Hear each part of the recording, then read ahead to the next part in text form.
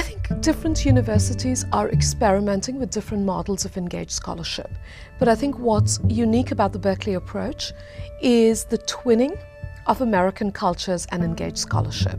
Because what it does is to make questions of race, class, gender, and other inequalities central to engaged scholarship. So the way I like to think about it is that engaged scholarship becomes a very intimate confrontation with those lived experiences.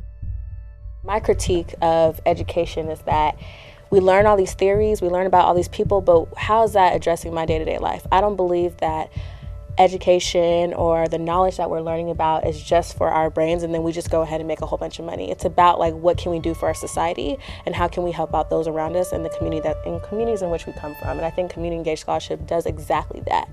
And it makes like life for these people real. If you never lived this experience, the only way for you to really know about it is to actually be embedded and immersed in that experience.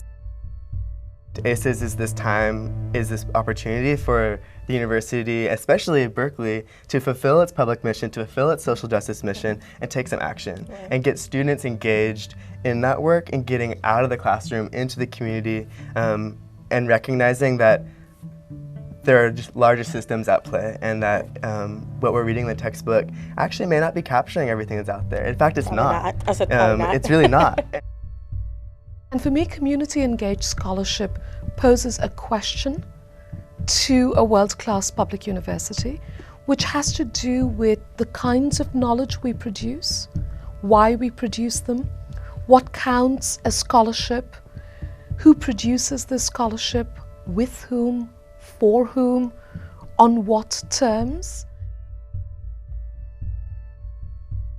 Building Blocks for Kids was conceived as an answer to all of the challenges that families in Richmond were experiencing.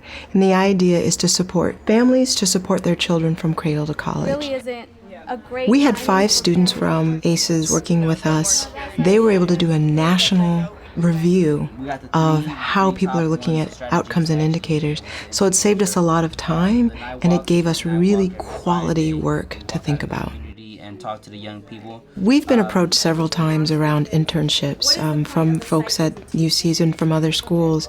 And what was different about this opportunity was that it was actually a discussion about what we needed and what was our vision for the work. And I saw that as an opportunity for us and how we could also benefit the education of the students that would come to us. Over time, academia has in many respects become very distant from what are people actually experiencing. Think about who you're going to target in your organizations and the work that you're going to do. Our goals in our relationship and partnership is to reground these academics in the work, in the experiences of people's lives, and understanding that these folks know best how to partner with you about the solutions. To connect and link up our movement. These kinds of partnerships are really, really important and effective for relationship building, trust building, community building, but also a really important piece of the education of people that participate in them. In the final analysis, we're talking about teaching. We're talking about making it possible for our students to prepare for the 21st century by having the opportunity to participate in community engagement and to know firsthand what their issues are and not just take a second-hand or accept at face value what a particular textbook says or by some social scientist who was an expert in the area. In my mind, the institution cannot be meaningful outside of the campus if it doesn't have a particular connection to the community at large. And this is where we come in. I think we provide that connection.